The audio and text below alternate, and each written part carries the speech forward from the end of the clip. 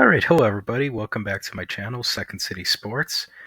Today I just wanted to make a quick video talking about the Blackhawks lines and their roster, what I expect them to put out for the opening game of the season. Before I start off, I'd just like you to, like the video, subscribe, and all the other good YouTube stuff if you want to see more of my content. And with that being said, let's jump right into it. So for the first line, the center is pretty obvious. It's going to be Connor Bedard. And then I have Ryan Donato and Andre Burakovsky as the wingers. I think they will give it to Burakovsky just to start the season at the very least. I think this will be another year of Bedard having different wingers every game. Like, I expect Teravainen, Bertuzzi, probably Mikheyev, maybe even Nazar to get opportunities with him at some points during the season. But I think to start, Donato and Burakovsky makes sense. Donato obviously had a great season last year. They just paid him a bunch of money and stuff to stick around. And Burakovsky is the new guy.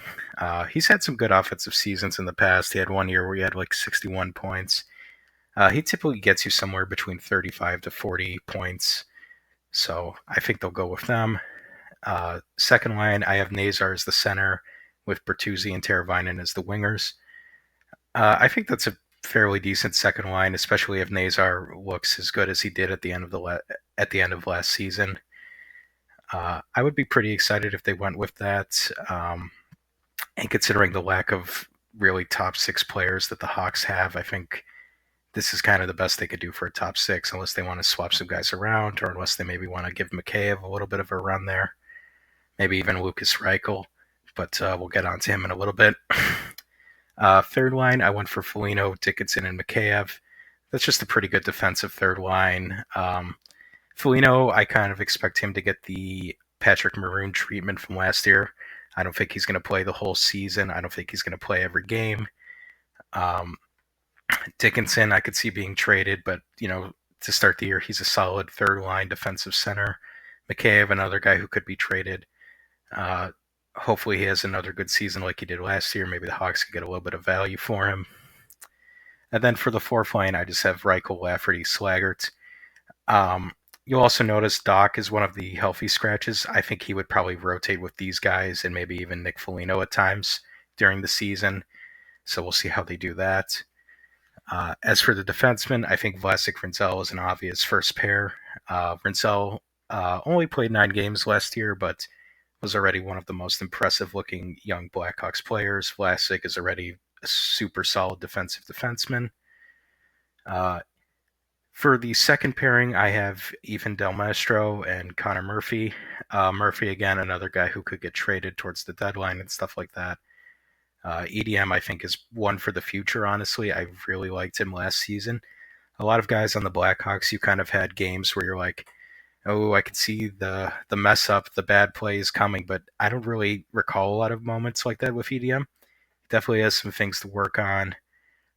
He could be maybe a little bit more creative out on the ice, but all around, I think he's already a pretty solid player.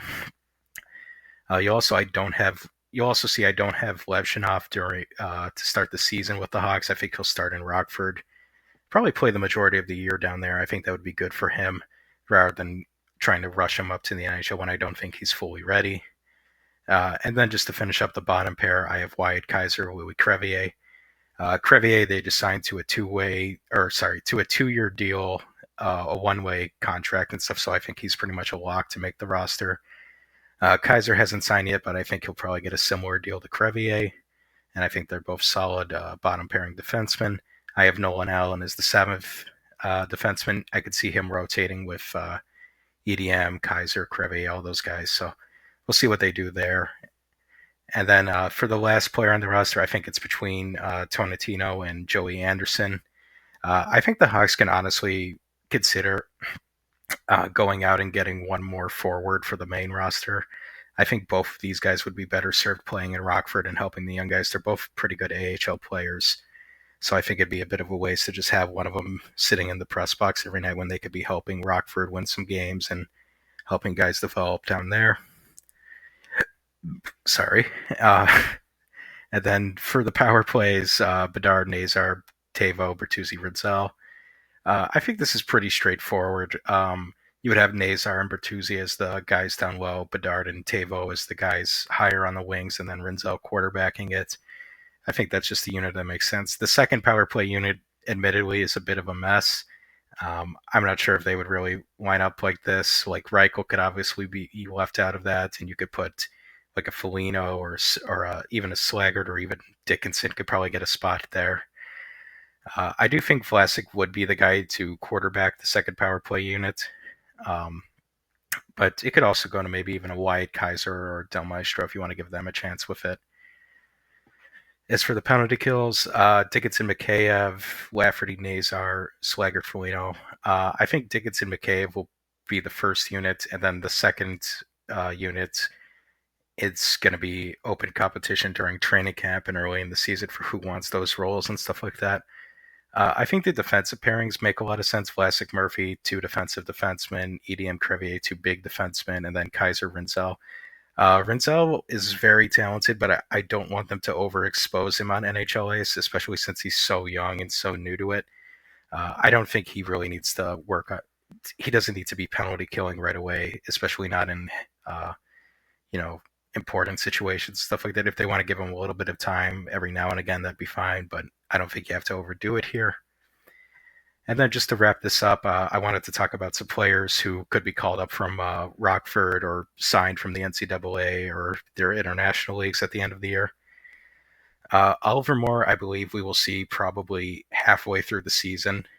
Um, I think he's already a terrific player. I just see them giving him the Nazar treatment like a month or two in the AHL and then up on the main roster for the rest of the year. I think when Dickinson goes, he's pretty much a lock to take that third line center role from him. Levshinov, I think we will see later in the year, probably past the trade deadline. Korchinski could also be a guy later in the year, maybe a little bit earlier than Levshinov. We'll see how he does to start the year in Rockford. Ryan Green, Samuel Savoy. Ryan Green, another guy, could be later in the season, maybe past the trade deadline. Savoy is a guy where I think if the Hawks have an injury early on in the bottom six, I could see them giving Savoy a call up to let him get a couple of games. I'm a really big fan of him. I think he's going to be a great bottom six player some point in his career. And then I also have Nick Lardis and Drew Comesso. I don't think Lardis makes the team or really plays with the team this year. I think playing in Rockford's going to be best for his development. Obviously, he's already a great goal scorer and stuff like that, but he's got other things he needs to work on to round out his game. I also wanted to give a shout out to Drew Comesso. Did great for Rockford in the playoffs and later in the AHL season to get them there. I'm not sure if he's going to really play, especially I think Soderblom is probably going to re-sign soon or go to arbitration or whatever. So if he's back, he'd kind of be the third goalie. So playing in Rockford and stuff like that, unless somebody gets hurt. And we also don't know what Laurent Brossois' situation is, if that guy's ever going to play for the Hawks or if he's just going to sit out his whole contract. So we'll see with Comesso. I do like him a lot. I think he's probably the backup of the future for Spencer Knight, but we'll see. I also just wanted to mention these NCAA international players. Boisvert, I believe we will see at the end of the NCAA season, whenever Boston University gets knocked out. I think he will sign. Frondell, same thing. He's already signed his entry-level contract. He's being loaned out to his SHL team. They just got promoted from the second tier, so they probably won't be making the playoffs, which means his season will end earlier and he'll probably get to come over, play a couple of games. And Kanserov, depends when his KHL team gets knocked out of the playoffs or whatever, but every indication I've seen says that he wants to be a Blackhawk and he wants to play with the team.